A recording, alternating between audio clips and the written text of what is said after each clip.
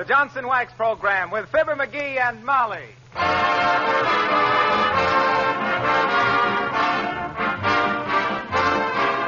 The makers of Johnson's Wax and Johnson's Self-Polishing Glow Coat present Marian and Jim Jordan as Fibber McGee and Molly with Jimmy Shields, Bill Thompson, and Billy Mills Orchestra. The show opens with Make with the Kisses.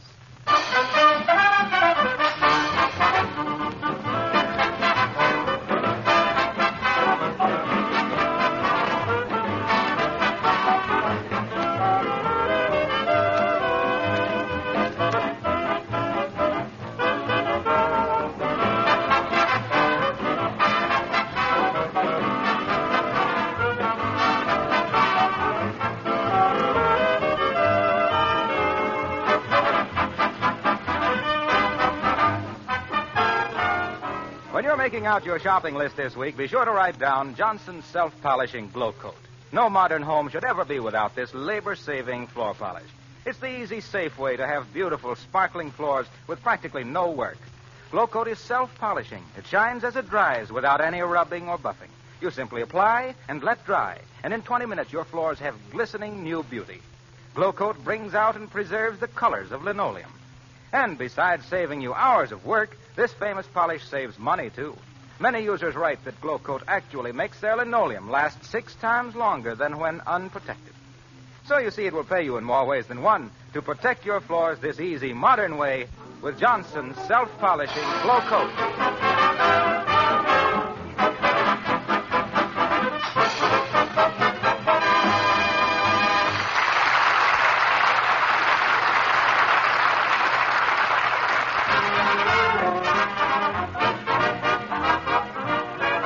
Well, sir, if there's one thing worse than having an old suitor hanging around the house for years, it's having an old suit hanging around. So here in the living room at 79 Wistful Vista, intently reading the paper while his wife is telling him he must throw out his old blue serge, and with neither paying any attention to the other, we find Fibber McGee and Molly.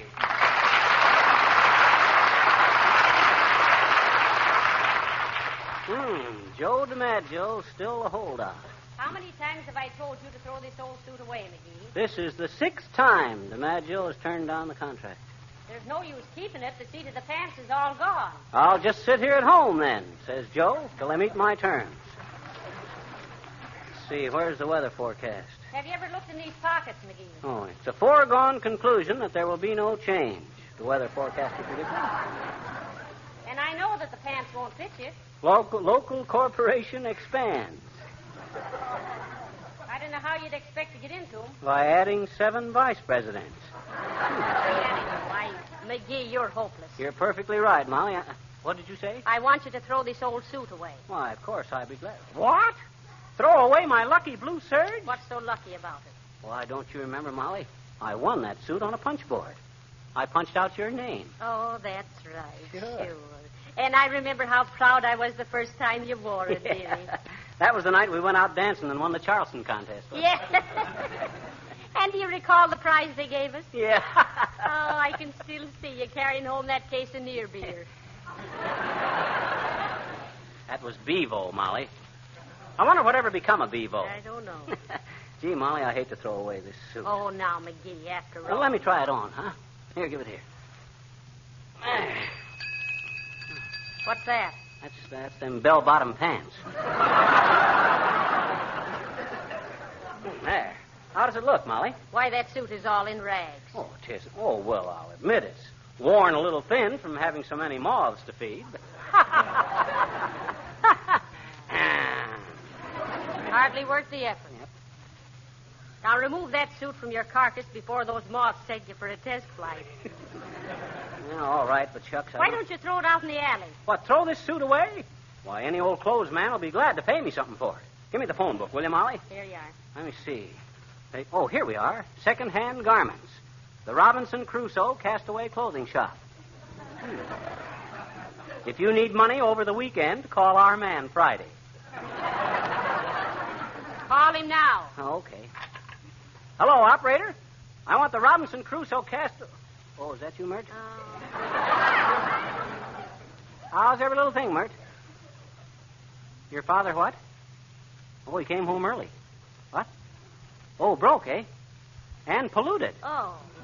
What happened? Mert's father rushed home last night to warn the family that the water main had broke. All the water was polluted, too. Hey, Mert, do me a favor and tell the Robinson Crusoe to send over their buyer, will you? I've got a big deal for him. Thanks. Well, if this is a big deal, dearie, all you hold is the joker. That can't be them already. Dear, come in. Why, hello, Mrs. Uppington. Well, hello, Mrs. McGee. And Mr. McGee. Hi, Uppy. Well, my dear, I want you to meet my new protege. This is Maestro William Randolph Mills, the celebrated orchestra conductor. One of the foremost exponents of classical music in America. Aren't you, Maestro? You tell him, Toots. Did you call Billy a maestro, Uppy? But of course. I always thought a maestro had to have a big shock of bushy hair. No, dearie, a maestro is a drum major for highbrow music. Oh, well, Billy qualifies as a highbrow, all right. His forehead stops just short of his back collar button. Well, it is our intention, Senor Mills and I... Senor? ...to make Wistful Vista a center of culture by organizing a lovely concert orchestra. Oh. What is it you call it, Maestro? Professor Mills' Silver Cornet Band. I'm using the Elks as a nucleus. Isn't he just marvelous? Oh, such savoir-faire. Oh, cut it out, kid. Oh, my, he's so modest. And to think that all these years he's been hiding his light behind a bustle. What? Oh, I mean a bushel. Oh, my. But anyway, I'm putting the two of you on our list of patrons for Dr. Mills' first concerto. Now, let me see. When will that be, Doctor? Just as soon as you give me the dough to get the horns out of Hot Cookie. Oh, my. The professor's so helpless in money matters. Why, just today he told me he was so pale and overdrawn at the bank that I'd have to give him a transfusion. Or am I being just a silly girl? Yes, I think you are. Yes, I think I have to... What? Well, goodbye. Come, Randolph. Okay, Abigail.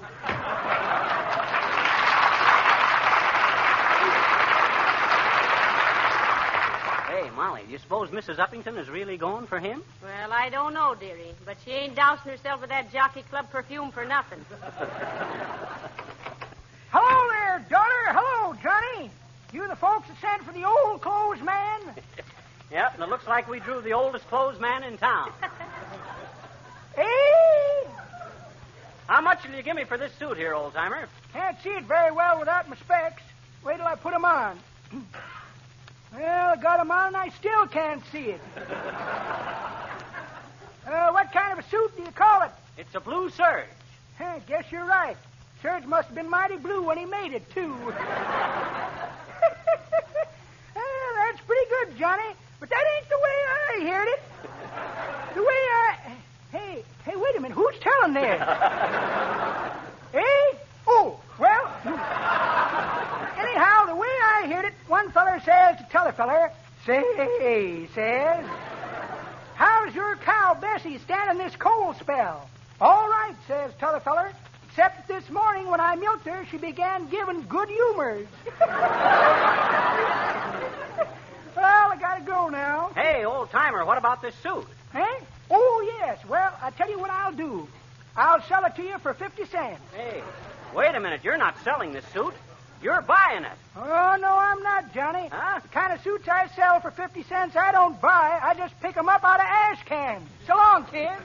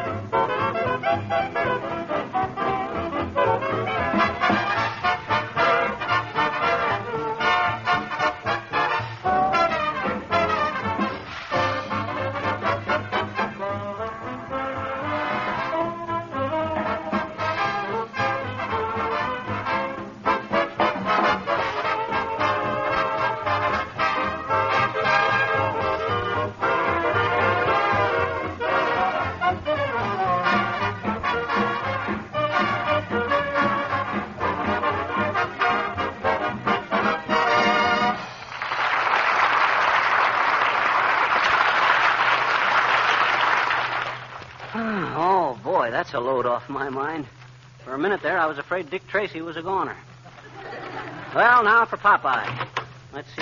Oh, where you been, Molly? Well, I just threw that old suit of yours out in the alley. Oh, well, I should have done it myself, but I was busy. Yeah, busy with the funny papers. I was never no such a thing. I was studying the editorial page. Go on with you. Every time Tarzan falls out of a tree, you limp for a week. Well,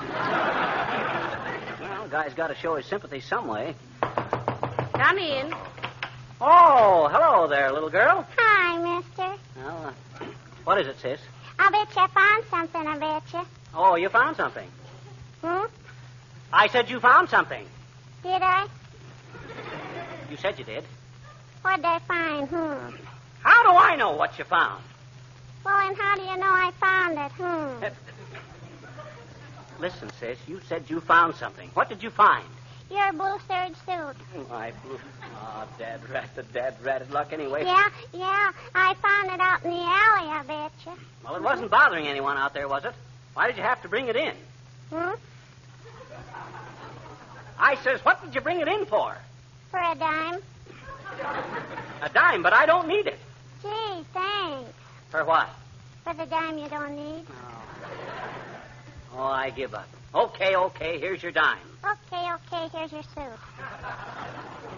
I bet I know what you're going to do with that dime. I bet you're going to buy chocolates. Oh, no, I'm not. Oh, yes, you are. Oh, no, I'm not. Oh, yes, you are. Oh, no, I'm not. Oh! Oh, McGee, stop it. Well, shucks. Make her stop it, too.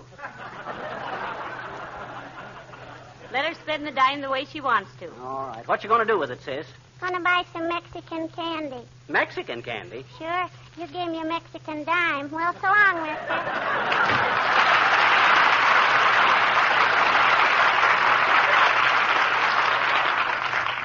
Well, as the fat chimney sweep said when he couldn't budge, here I am stuck with the suit again. The word is soot. Well, here I am stuck with the soot. Say, there's Mr. Wilcox coming down the street, dearie. Maybe he can tell us what to do with it. Oh, no, not that guy. He'll figure out a way to switch the conversation around to that subject. Why, you do the man an injustitude. I'll bet he doesn't mention Johnson's wax once. I'll tell you what I'll do. I'll bet you $1 he does. I'll bet you $1 that he says Johnson's wax. Are you game? All right, I'll bet you. Now hurry and call him. Okay. Oh, Harlow. Hey, Harlow. Oh, hello there, Fibber. Come in a second, will you? Sure. Well, hello, Molly. What's new? Well, we've got a little problem. We're trying to get rid of this old suit of McGee's. Now, what would you advise? Well, I'm sorry, Molly. I haven't had any experience with old suits. Now, if it was an old floor or an old piece of furniture... Oh, here's where I collect. well, I'd know exactly what to do. I'd simply apply... Johnson's wax? That's right. And after one treatment. Sure. And after one treatment, the old floor, the old table would sparkle with a fresh, gleaming coat. It would also be protected from scratches or wear. So don't forget, folks, if there's a question of keeping your house looking brighter, younger, and cleaner, the answer is... Johnson's wax? Right you are. Well, say, I'm sorry I can't help you out about that suit, Fibber. Say, look, why don't you just cut it up into small squares and sell them for pocket mirrors? Well, so long.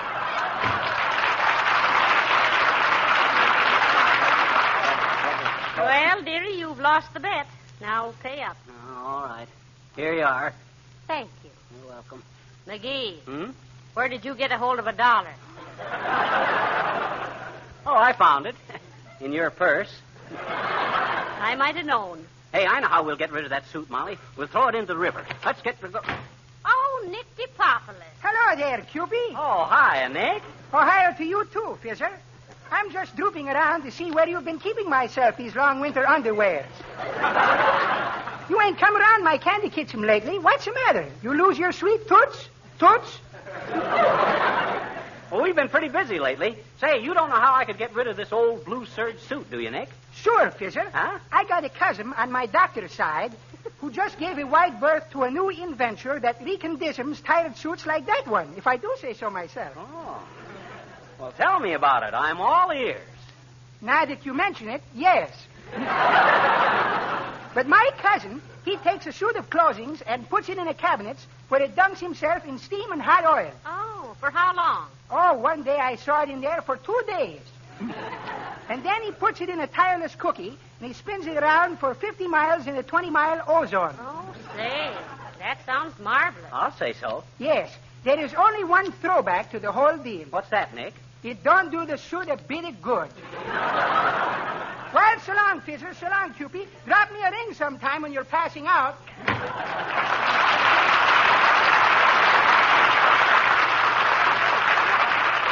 Poor Nick. I guess English will always be Greek to him. Well, come on, Molly. Get your coat on. We're going to take this suit down and throw it in the river. I'm going to get rid of it. Hi, mister. Look what I got for you this time. Hey, where did you get all those suits, sis? Hmm? Who do those suits belong to? They're yours now. Why, there's 5 of them. What would I want 5 suits for? For 50 cents. 50 cents? Yep. 10 cents a suit. Like last time, remember? Haven't I got enough trouble trying to get rid of the one suit? Where'd you get these suits? From the neighbors. From the neighbors? You sure the people didn't mind you taking them? Oh, no. They were glad to have me take them. Glad to have you take them. Sure. Every single person gave me a suit just as soon as I started to cry and told them it was for poor old Mr. McGee. Oh, so.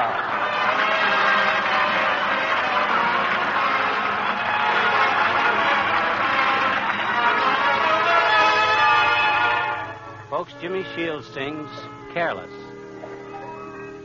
Love was the thing that you wanted. That's why we answered love's call. Now that you've got what you wanted, you don't seem to want it at all. Careless, now that you've got me loving you, you're careless in everything. You break appointments and think you are smart. If you're not careful, you'll break my heart. Careless, now that my bridges all are burned, you're careless in things where I'm concerned. Are you just careless as you seem to be, or do you just careless for me?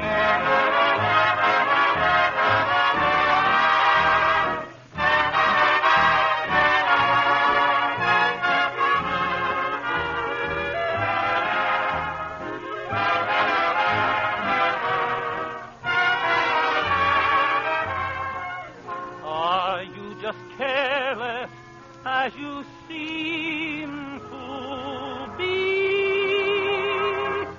Or do you just careless for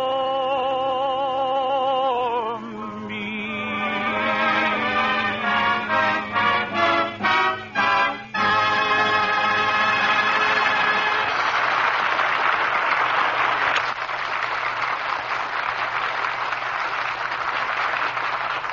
Well, Jimmy. Well, now that we've thrown that suit in the river, where do you suppose it'll wind up? Oh, well, it'll return to its original place in nature, Molly. Is that so? It'll float and float down the river till it comes to the ocean. And Oh. when it gets to the ocean, well, that's where the surge of the blue sea meets the blue surge, see? Don't you get it, Molly? I said that. Ain't funny, McGee. It is a little far-fetched. About 2,000 miles. Uh-oh. McGee, Huh? What's the matter? here comes that man again. You know, the one we can't think who he is? Oh, boy, and no place to hide. dear Hey, I'm going to find out who he is this time, Molly. Watch me lead the conversation around to where he tips us off. Well, hello there, Mr. McGee. Hello, Mrs. McGee. Oh, how do you do? Imagine meeting you here. Hi, Bud. Hi. I was hoping I'd see you around someplace. You were? Yeah. Why, may I ask? Oh, that's a silly one. Well, I got to thinking about you the other day, and Now, we don't see much of each other nowadays, so I thought it'd be nice if we had a picture of you for our album. You know, with your name signed to it and everything. What, do you want another one? You mean we already have... Oh, why, of course, McGee. How dumb of you. We already have a picture of Mr. Yeah, and it's a dandy one, too. Oh, shucks, I was just kidding. Oh, sure, I know. Same old McGee. Yeah, same old McGee. Well, I've got to be getting along, folks. Good day. Goodbye, Mr. Nice to see you again. Well, so long, fella. So long. Oh, wait a minute, Mr. McGee. Huh? Don't forget about old Charlie. Huh? Oh. Old Charlie? It's next week, you know. Yeah. Well, so long. So long. Who's old Charlie? Search me. I think he's a stand-in for the Invisible Man. Who in Tunket is that? Say, I got an idea, Molly. Next time we meet him, you accidentally knock his hat off his head, and when I pick it up, I'll sneak a look at the initials inside of it. Yeah. Find out who he is. Or you could knock him unconscious and take an impression of his bridge work. That'd really be something. Hey, look, Molly. There's somebody waiting for us on our porch. Oh, looks like a policeman. Why, it's my old pal, Officer Kelly. Oh, McGee. McGee, lad, it's you. All the saints be praised. Oh, I thought you were drowned for sure and all. Drowned? Drowned? Why, we just fished his clothes out of the river. My clothes? Yes, your blue serge suit. Oh. Look, I brought it with me. And here you are, McGee. Thank you, Officer dearie. Huh? Oh. Thanks, Kelly. Oh. Heavenly days, what's that? Oh, it's just the emergency squad dynamiting the river for your husband. I'd better run down and tell him to quit. So long, folks. Goodbye, Officer Kelly. The way this suit keeps crawling home, I'm beginning to think there's ants in these pants. Say, I've got an idea. Why don't you just mail them to somebody? You don't know. I'm all fed up. I know what I'll do. I'll toss it over into Gildersleeve's yard. There. His dog will take care of it all right. There. That's the end of that. Come on, let's go in the house, Molly. Now, I don't want to hear another word about that suit.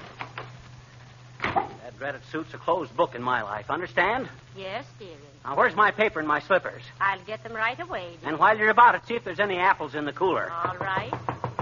McGee! McGee! That sounds like Gildersleeve. Come in. Oh, hi, Gildy. Now, look here, McGee. I won't pay it. I won't pay it. Hey, wait a minute.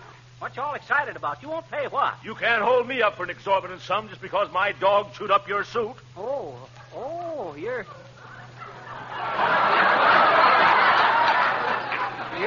Your dog chewed up my suit, eh? Yeah. Oh, yes. I just came out for a breath of air, and there was my Great Dane Hamlet eating your suit with relish. What, no mustard? To think that Hamlet would turn out to be a bad actor. And look at that suit, Molly. Yes. Torn to shreds. Oh, dear, oh, dear. Oh, well, maybe the coat can be saved. Here, I'll try it on. Oh, dear, look at that coat, Molly. Oh, dear. Why, it's terrible. Oh, it's awful. My beautiful new blue serge. Ruined. Now, look here, Gildersleeve. Now, McGee, don't be bitter. I'll do the right thing by you. Well, I think... Oh, will you, Gildy? Well, that's mighty nice of you, Gildy. Yes. Now, let's see. What can I do? Oh, I have it, McGee. My employees gave me a $50 merchandise order for Christmas. Oh. I'm going to sign it over to you, McGee. Oh. That ought to be enough, eh? Oh, too much. That's enough, Molly. Now, here you are, McGee. Now, that makes everything all right between us, doesn't it? Sure, Gildy. Yeah. And you won't sue. No, I won't sue. Yeah. Well, goodbye, Gildersleeve. Goodbye.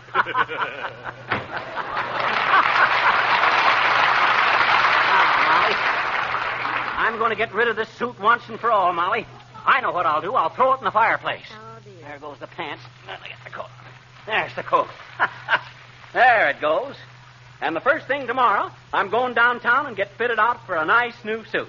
I think I'll get a blue serge. And what store is the order on, McGee? Well, let's see. It says right here. Oh. Oh, let me sit down, Molly. I'm not feeling very good. Oh. What did you ask me, Molly? I said, what store is the order on? Oh, I don't know. Why not? It's in my pocket. Well, take it out. It's in the other pocket. What other pocket? In the other suit. What other suit? The one I burned up. Heavenly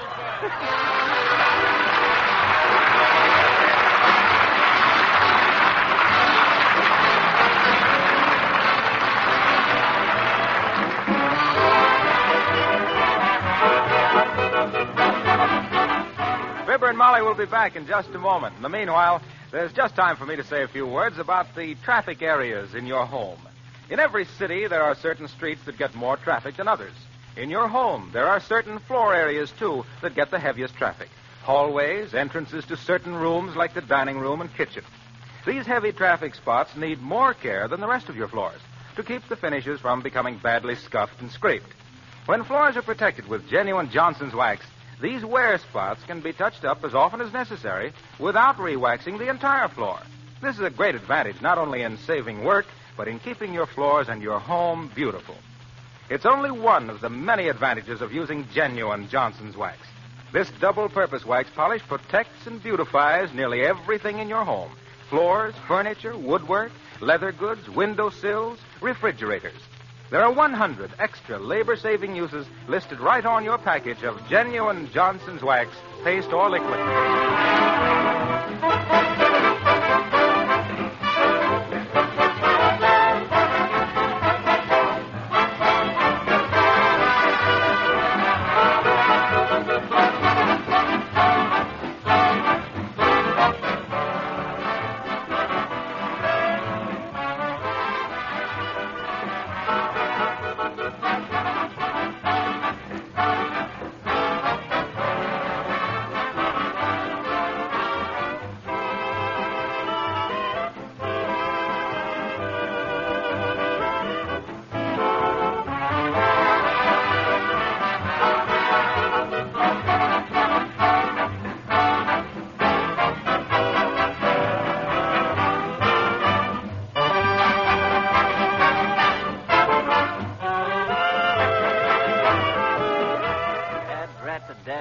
Oh, now listen, dearie. Are you still worried about that old blue serge suit? No, I'm just trying to remember who that guy is we keep meeting all the time. Oh, you still can't remember his name, huh? No. And you know what I bet, Molly? What? I'll bet he turns out to be some guy I went all through school with. He couldn't be, dearie. Why not? You didn't go all through school. I didn't? No. Oh, good night. Good night, all.